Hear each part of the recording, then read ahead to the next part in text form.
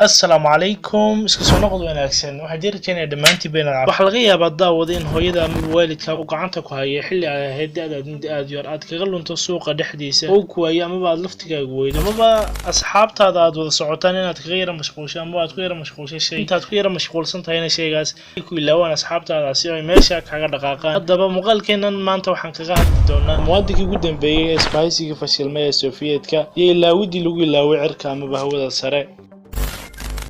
magacaygu Cabdimajid waxaan ku soo gudbinaa kanaalka mawaadiic iyo dhacdooyin xaqiiqo ah fadlan haddaad nagu cusub tahay ku soo bir kanaalka subscribe taabo lana wadaag asxaabtaada haddii ku cajabay muuqaalkani mahadsanid aynu guda galno muuqaalkeena maanta sanadkii 1991 ama 91 bishii May ama bashanaad ayaa ninkan idin muuqda oo magaciisu yahay Sergey Krikalev oo ahaa mid ka mid ah arbixiyeenada isbahaysiga fashilmay ee Sofiyeedka oo ambabaxay duulimaadkiisii labaad si uga soo fuliyo hawl loo diray waxaana uu jahaystay dhankaas iyo wadanka Kazakhstan oo ahayd barbilowga uu ka duulo wadan kasta oo xilligaas isbahaysiga Sofiyeedka tirsanaa ku jiray waxaana uu ambabaxay Sergey dhankii hawada sare si uu soo guto hawshiisii loo igmaday waxaana ay shaqada ka qabanayeen dayax gacmeedka hawada sare jooga ay ku eekayd muddo dhan 5 bilood kadibna uu soo laabanayo dhulka intaas kadib markii uu dhameystay ninkii lagu magacaabi jiray Sergey muddadii 5 bilood ahayd ee shaqadiisa ka eekayd ee uu rabay in uu dib ugu soo laabto dhulka ayaa waxa dhacay arrin aan maskaxda ama maanka Sergey ama dadyo badan oo caalamka ku soo dhicin arrinkaas oo ah kala furfurankii ama in uu go'o uu iska istaago isbahaysiga ururkii Sofiyeedka oo uu noqdo 15 wadan oo mid kastaaba madaxweyne gaar ah leeyahay oo aanu ninkii lagu magacaabi jiray Mikhail Gorbachev ee ahaa madaxweynihii isbahaysiga fashilmay ama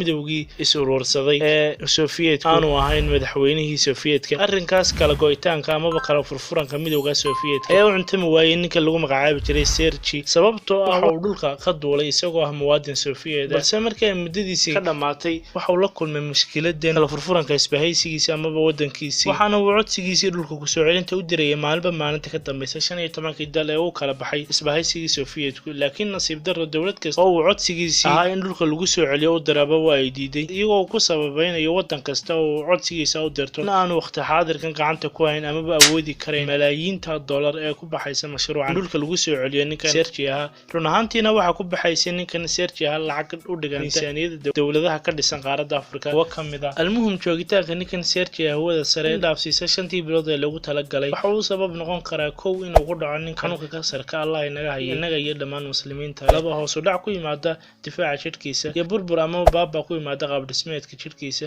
waatan shaashada idinka muuqata kamid ah sawirada uu galay ninka lagu magacaabay Sergey ama iska qaaday dhex jooga mid kamid ah dayax gacmeedka waxa uu wadan ku tuuray ninkan hawshiisa ama dib ugu soo celintiisa hadii aan ka soo qaadno wadamadaas qaar kamid ah ee uu dirsaday ninkan codsigiisa in dhulka dib lagu soo celiyo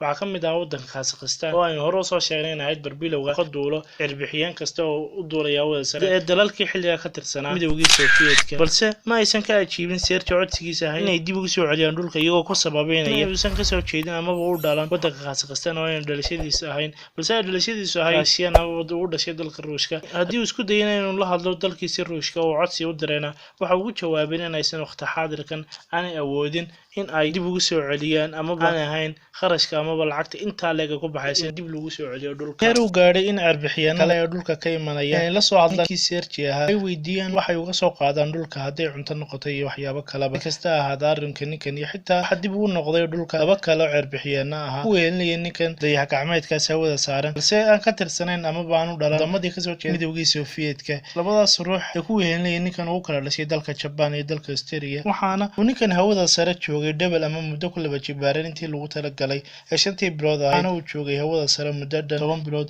ilaa uu wada gaaray arrinkii ninkii Sergey adduunka oo dhan ay soo guda gashay dawladda Jarmalku arrinkii Sergey uuna deeqday lacagta ku baxaysa ee dib ugu soo celinta dhulka ninkan dibna way ugu soo celisay dalka Jarmalku ninkii Sergey dhulka waxaana ku baxday lacag dhan 1 milyan oo dollar may daawaday 10 milyan oo dollar may daawaday 24 milyan oo dollar ayaa kharashka ku baxay ninkan si dib loogu soo celiyo dhulka arrinka yaabka leh ayaa in isbahaysigii Sofiyeedku aanay qura ninkan kaliyaata qoorta u gelin ama masiibada qoorta u gelin kaliyaata inay ku ilaawaan hawada oo ay dafiraan markii dambe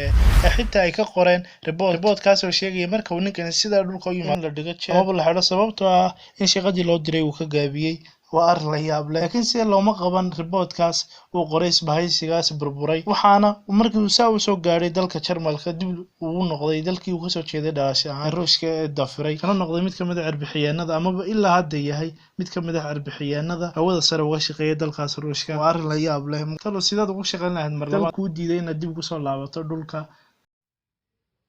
muuqaalkan maanta taas ku soo gabagabeynaya fadlan dadka heshay muuqaalkan like saar lana wadaag asxaabtaada intaan ku kulmayno muuqaalka xiga waxaad ku dhaafayaa peace